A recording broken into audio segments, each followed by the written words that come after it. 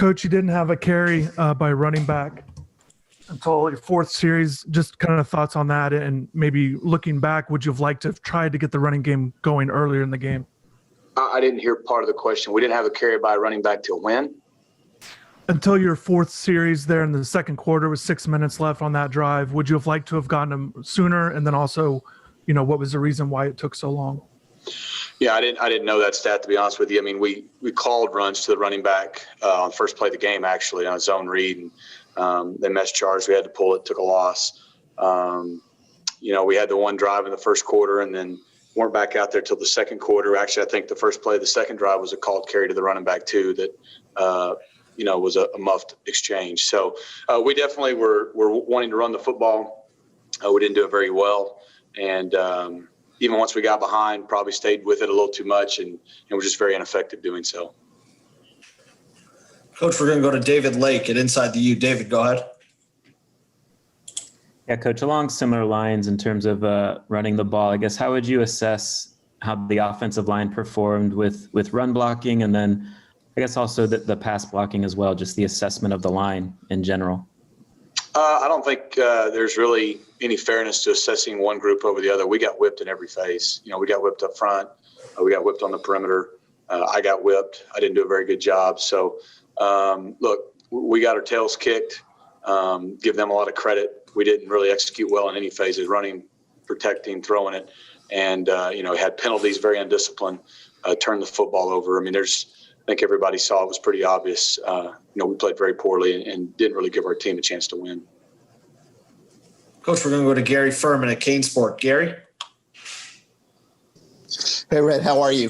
So your offensive system is proven, battle-tested, and has been incredibly consistent, at least from, what I've looked at, from your past through the years. Obviously, Saturday night was a really big struggle. Do you attribute that to just a personnel disparity between the two teams, execution, and what did you take out of it? And is there anything that might be applicable to the weeks ahead? We've been consistent for the most part. I think part of it, you got to give Clemson a lot of credit. They're a good football team. I think the other part is we didn't execute really anywhere very well.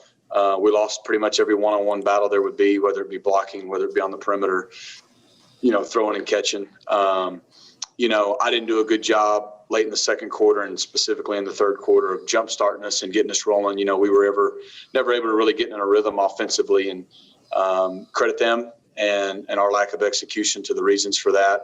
And that just, kind of snowballed on us and got away from us. I think it's one game. Just like you can't overreact to the first three games, you can't overreact to one game. I think our guys, we've learned a good lesson. We've got to obviously play at a lot higher caliber if you're going to play a team like that and produce any kind of results, much less a lot better than what we did. But, it's one game. Like I told the guys, that one game won't define us. It's disappointing. We had an opportunity that we didn't take advantage of. But the most important thing is how are we going to respond this week? We got an excellent Pitt team coming in here, and we can't let that game beat us twice. Coach, we're going to go to David Furones at the South Florida Sun-Sentinel. David? Hey, Red, to follow up on the first question about establishing the run early, is that still important to try even if teams are stacking the box like we expect Pitt to do, or do you really have to set up the run by first establishing the pass in those cases? And then also I wanted to ask about the sacks. How many were on the line, do you feel, and how many were on De'Aaron King? Yeah, we have to establish the run, and I think we tried. We were in second and 11. We were having penalties. We were in first and 15. We were in third and 12. Credit to them. They were aggressive. They dictated to us. We never did any dictating to them. And when you get behind the sticks, as badly as you want to try to run the football, it puts you in a bind. And I know we ran out on a couple second and 13s even, just trying to get in third and manageable. Just like I said, guys, we could analyze it forever if you want. We played really bad. We got whipped. And there doesn't always have to be definitive answers or one guy's fault. I'm responsible. We didn't get it done. And we're already back hard at work getting ready for Pitt, who is an excellent team. They're very much like Clemson. They don't really give up anything in the run game. But I think we saw the other night, if you can't run the football, you can't throw it either. So we're going to have to do what we do. We're going to have to be balanced. We got to be better on early downs. That was the formula for the first 3 games for us being successful. And we were very, very poor the other night, and I think it showed. Oh, and just the 5 sacks. How many do you? The 5 sacks. How many do you attribute to the line? Yeah, and I think it was 4 because I believe, Cam, correct me if I'm wrong, they called a sack on the first play of the game, which was a run play. So, I'm not the statistician. I know Derek had 3, and I think Kosi had 1. Kosi's was a coverage sack that covered everybody. He's got to throw the ball away. I think probably 2 were on the line / running back combination. They brought some pressures, and Derek didn't really have a chance. The other one, I think he probably could have gotten rid of the ball. But, it was a team effort. Obviously, we didn't protect him well in those 3rd and long situations to have those 4 sacks. And, they blitzed about every play. We did some good things in protection, but we weren't able to ever hurt them. And so guess what? They kept doing it. Coach, we're going to go to Barry Jackson at the Miami Herald. Barry? Hi, Red. Obviously, Cameron Harris had played so well the first 3 games, 3 yards on 8 carries Saturday. As you looked at the tape, were there any more yards there to be gained, or were there simply no holes? And also, do you like the distribution of carries at the moment with Cameron clearly first and then a big drop-off to Jalen and Chaney?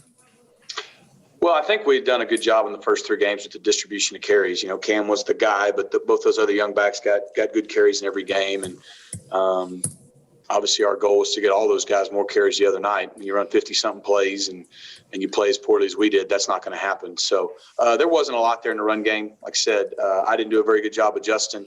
We didn't do a very good job up front in the one-on-one battles. He probably could have banged it in there and gotten a few extra yards a couple times. I think our 2 best runs of the night for Cam were called back because of penalties. So, look, they whipped us. There's really nothing else to be said. Coach, we've got time for a couple more. We're going to go to Manny Navarro at The Athletic. Manny, go ahead. Hey, Rhett. Obviously, teams are going to stack the box if you can't get the deep ball going and even the intermediate passing game. I know you said it's going to take a while for Derek and those receivers to kind of get on the same page. Are there any solutions, anything you can try to do to help free those guys up and to get those passes to start working? Yeah, I mean, I think, guys, we played 4 games, and for 3 out of 4 games, we were able to be effective enough throwing the ball to win. We had a lot of one-on-one matchups the other night. We didn't win any of them. We didn't make the throws in those situations either at times to give them chances. Obviously there's some things you can do to try to free some guys up, but it wasn't like we were throwing into double coverage all night. We lost every one-on-one battle there was. We will have to be creative to try to help our guys free up and get some completions and get some things to get us going. And we just got to be a lot better than we were. And I guess individually, just Pope, Wiggins, and Harley, is there anything you've seen on tape from them the first 4 weeks that you've stressed to them? I want more of this, going forward. Yeah, we got to win one-on-one battles. I mean, this is big-time college football, and when you play a game against a team like that, you're going to have to make plays vertically down the field, both with the quarterback throwing and the receivers. And, there's going to be contested throws and catches. You're not going to have guys wide open all the time. And we have not done a very good job in the first 4 games of completing contested balls vertically down the field. And I think it's showing, like you said, people can stack the box. They can kind of force you into having to do those kind of things, take everything else away. And if you can't hit a few of them, it really puts a lot of pressure on you. Coach, this is the last question. It's from Susan Miller-Degnan at the Miami Herald. Susan, go ahead for Coach Lashley. Hey, Coach Lashley. Players have 24 hours usually, to get over a loss emotionally. How hard is it for coaches to get over games like that? What's your personal process in dealing with that? And also, you talked about just now not doing a great job in the second, I think late in the second quarter, that you weren't able to get in a rhythm. What would you have done differently, in those respects looking back? Yeah, I mean, I think it's really disappointing anytime you lose. Coaches are a lot like players. We take it pretty hard. And, you come back in Sunday and you try to assess the issues, you try to fix them and move on as quick as you can to the next opponent. Usually till about you get out there Tuesday morning to your next practice, it's still kind of eating at you. But that's the nature of what we do. The next Saturday is always coming. Whether you win or lose the game, you got to move on to the next. If we would have won, we'd be in the same situation. We'd have to get ready for Pitt. And you have to, and especially when you're leading the young men, if you sit around and you sulk and you feel sorry for yourself, I mean, what kind of message is that going to send to those guys? We got to get ready to go play Pitt. And like I said, that loss the other night hurts. It was a missed opportunity. It doesn't define us. How we respond is what's important. That's how life is. Everybody who's good at anything gets whipped sometimes in life. And, this is no different. And so as a team, as a coach, as players, as a group, as a unit, we got to respond. You got to pick yourself up. You got to go back out there. And like I said, that's life. In terms of what I meant by just, we were struggling in the second quarter, especially the third quarter. We had several opportunities with the game at 21-10 and a couple PN10 calls I wish I could have back. Just, again, try to get us a shot in the arm, do something. Because we just were flat. We weren't making any plays. And as a coach, you always look at what you could have done differently and try to do some things to free our guys up or just put them in a better situation. And I clearly wasn't able to do that. And so I got to make sure that, when those situations happen again, that's my job to kind of do something to find a spark and to get us going. And I've got to be able to do that. Thank you. Coach Lashley, thanks for spending a few minutes with us today, and good luck the rest of the week in practice. We appreciate it. Appreciate y'all.